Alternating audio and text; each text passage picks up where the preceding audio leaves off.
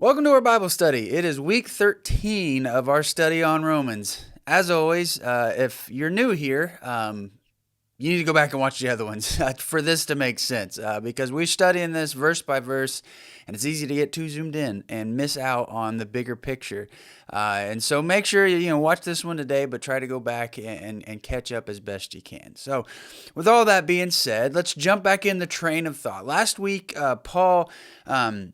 He looked at how no one can boast, right? We looked at the end of chapter 3, and basically what he was saying there was that people within Israel were bragging that they were the true law keepers, that they were the ones who truly kept God's law. They were truly God's covenant family, which from our perspective looks kind of weird, but if you understand it that from the perspective of, hey, this is the thing that Israel thought they had to do to stay God's family, right? Like, they had their history of people not being faithful to the covenant, not keeping God's law, and well, then they suffered, the Babylonian, the Assyrian invasions, and the exile, and all that. Like, there's a good reason that they were so hardcore about being the true law keepers and working at it. They suffered real consequences. They hadn't had their own nation ever since. Basically, they were rarely under self rule, and so the last section, Paul says, yes.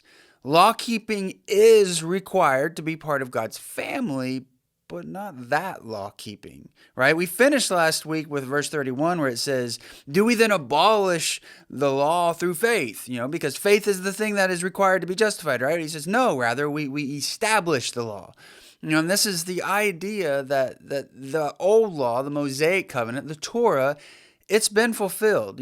Paul doesn't say that was a waste of time or it didn't have purpose. If it didn't have a meaning, if it was completely useless, then why would God do it? God is infinitely infinitely wise, right? And so he's not saying that the law keeping and the law was a waste of time, but rather its purpose has been fulfilled. It was there to teach the people how to be holy, how to be different, but it was never the thing that justified. That wasn't truly the covenant that made people God's people, God's covenant people. And so we finished off with verse 31 with this idea that no, keeping the law good enough isn't the thing that justifies you, that makes you part of God's family. So we pick up today with Romans chapter 4. We're going to do verses 1 through 8, and we're going to continue this discussion. So he says, what shall we say then? Have we found Abraham to be our ancestor in a human fleshly sense?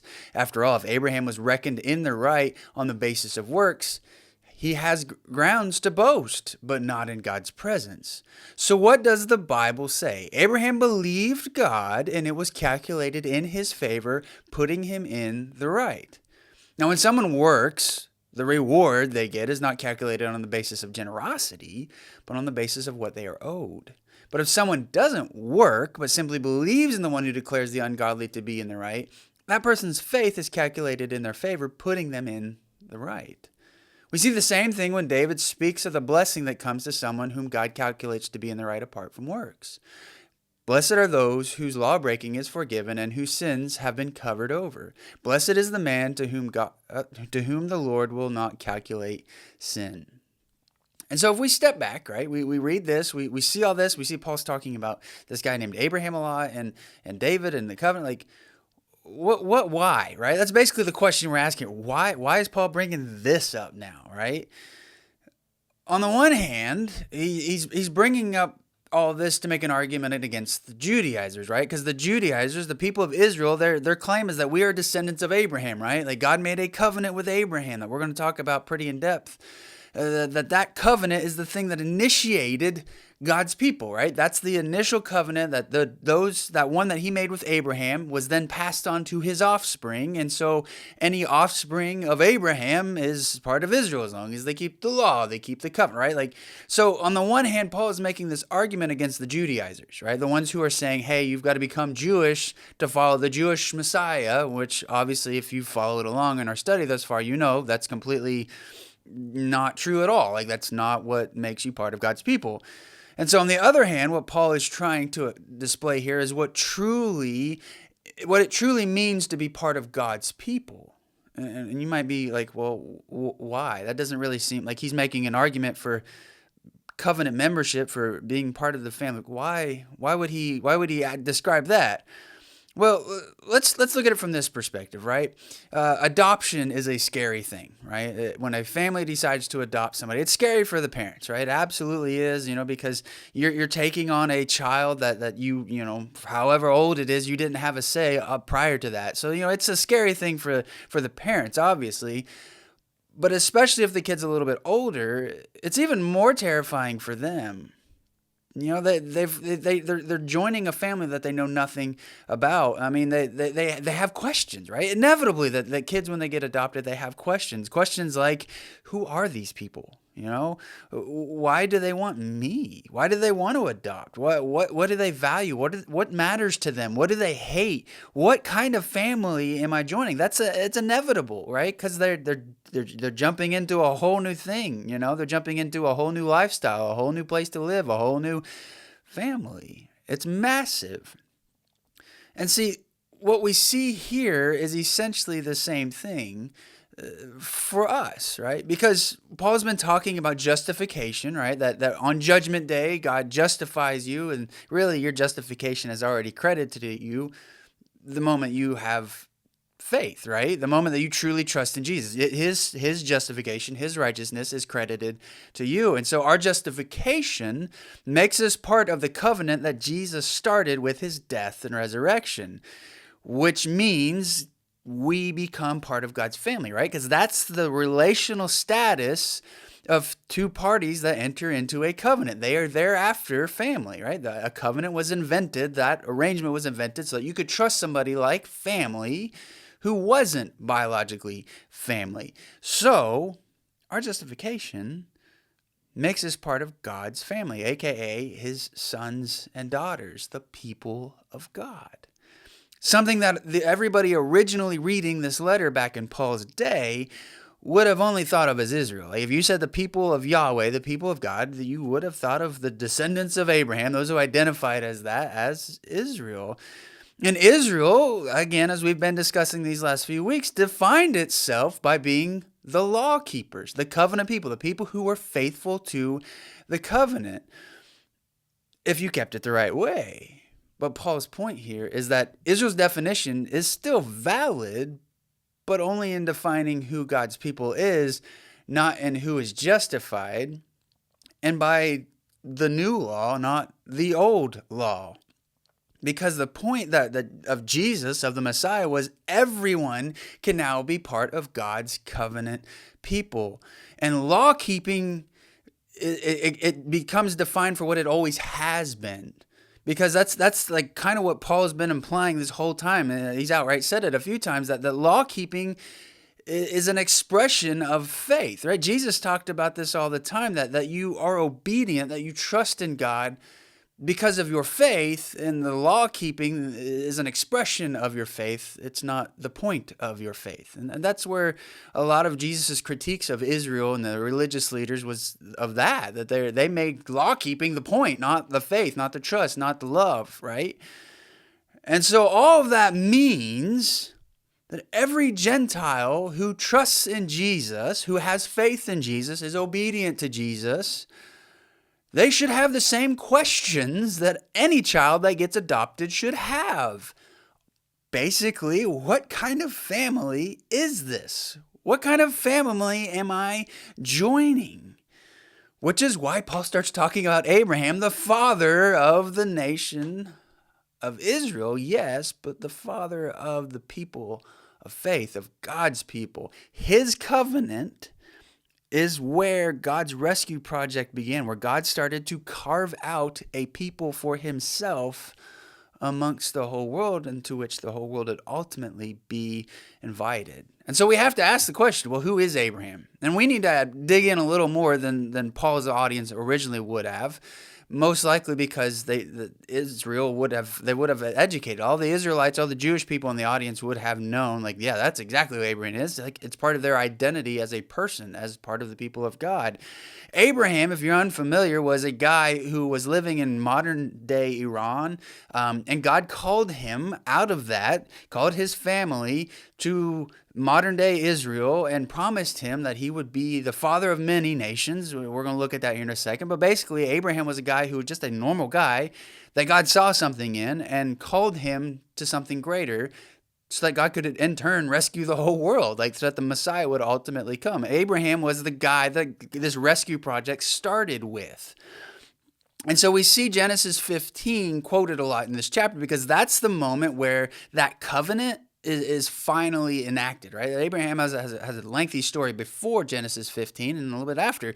But in 15, we see the moment that the covenant is officially initiated. We see the ritual, we see the ceremony, that God makes this deal with Abraham that you and I are now going to be family, and everybody who is part of your family is also going to be part of my family. That your offspring will be part of this covenant, this family, my sons and daughters. And so the deal is that God will provide Abraham with offspring. You know, this is the moment in Scripture where he says, look up at the stars in the sky, count all the stars. Can you? No, you can't. Because that's how many of your offspring there will be. And look at the sand on the beach. Look at the sand in the desert. Like there's all those grains of sand. You'll have more offspring than that. And you see this, and you see that the consequences are laid out, that the animals are sacrificed, split in half, and then God walks through the middle. We talked about this a few weeks ago, that God says, let me be like these animals if the covenant is not kept, if your end of the bargain is kept. Like basically he says, if Abraham doesn't keep up his end of the bargain, let me be like this, right? That's this scene.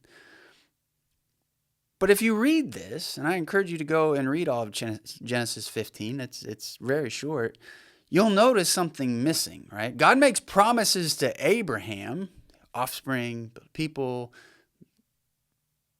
but there's nothing that Abraham has to do, right? There's only one thing that Abraham has to do. And it's in verse 6. It says, and Abraham believed the Lord, and God counted it to him as righteousness, right? Paul quotes this in verse 3 of chapter 4. That's it, right? There's no long list of rules Abraham has to follow. There's no list of jobs he has to do. There's none of that. It's just Abraham believes and he's justified, right? That's what that counted to him as righteousness. That's justification. The same language that we've seen up thus far in Romans when we're talking about justification. Like Abraham is now officially covenant faithful, part of this covenant, because he believed. Not because he kept all these works, not because he made all these sacrifices or did all these rituals. He believed, and that was it. And God said, if you don't keep up that end of the bargain, let me be like these animals that have been slaughtered. Which, spoiler alert, that's exactly what happened through Jesus, right? Like Jesus took on our punishment for not being faithful to this covenant. And so if you look at this, you might miss some context moments here, whether you've been in church your whole life or you knew this whole church thing, this new Jesus thing. But the context of Abraham's story, sometimes we forget because it's easy to squish history down really short. Like we like to think it was like Alexander the Great and Rome and then a couple years later, the Vikings. History, it's easy to compress history. But no, there's a lot of time in between these events. We might think it was Abraham, then a couple years later, Moses showed up. Abraham, he was the guy that started this thing. But if you hear about the law, the law that Paul's been talking about this whole time, that's the Torah. That's the first 5 books of your Bible, right? That didn't show up until Moses, over 500 years later, at least. All right, so we're not talking. So Abraham didn't have the law that all of the people of Israel are clinging to. And that's massive because Abraham was counted as righteous. He was justified. And yet he never had the law to keep. It kind of defeats all of the Judaizers' arguments that if you want to be part of God's people, this covenant, it has nothing to do with law keeping, right? Because Abraham couldn't. He never had the law. It didn't exist. Most likely, Abraham was just a pagan when God called him, right? He was just a regular guy, probably worshiping a pantheon of gods. We have evidences of all these different gods from Ur and all these ancient city-states. Like they were pagans, like the ziggurats and all that. Like it's really interesting. Go study it. But most likely that's who Abraham was. He had family idols, all this. But then this God called him out of that and asked him to trust, to believe in him. He didn't say he had to do the temple worship because that didn't exist yet. He didn't say he had all these lists of rules and ceremonies and things he had to do because they didn't exist yet. It wasn't the right time for the Torah, the Mosaic law, to be given yet. That would happen when God built a nation and he needed the nation to learn how to be different from everybody else. That was the point of that law. But to be part of God's people, to be part of the covenant with God, Genesis 15:6. Believe, have faith, trust. That is what's required. Abraham never kept the Mosaic law. He never did because he never had it.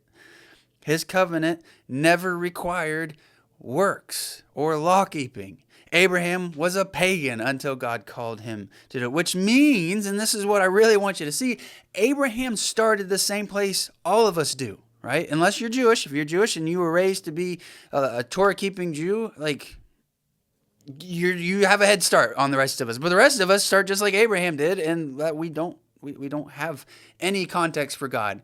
God calls us from our pagan lifestyles. And you might think, well, I'm not pagan. I don't worship Thor or something.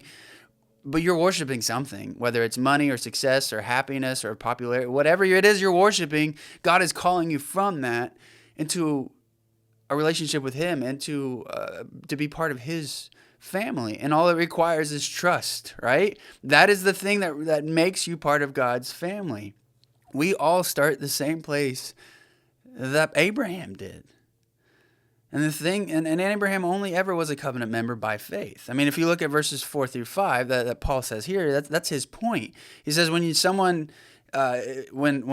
works, the reward that they get is calculated not on the basis of generosity, but on the basis of what they are owed. That yes, if you are working to be saved the way every other religion on this planet teaches, then you're just getting what you're owed. God's not giving you anything. But the whole point of Christianity, which is what he says in verse 5, is that it's a gift, that you can't earn it, that your good works, as the Bible says elsewhere, is just filthy rags. Like nothing you can do is ever going to be good enough. It's a gift. That's Abraham's covenant. The one that Israel, that Paul is arguing against, claims is that's the basis for that. Well, yeah, but it's based on faith, not works. And so that gives us a good picture of what kind of family we're adopted into. It's one that yes, it has standards. It has behavioral standards. It has moral standards. It has ethical standards. But those standards have nothing to do with being a part. That's just growing into what God created you to be, right? To be a part, all that requires is faith. That's the kind of family that we are adopted into. Our faith is the only requirement to be part of God's covenant family, be his sons and daughters. And it's faith in Jesus, in his Messiah, and what he has done.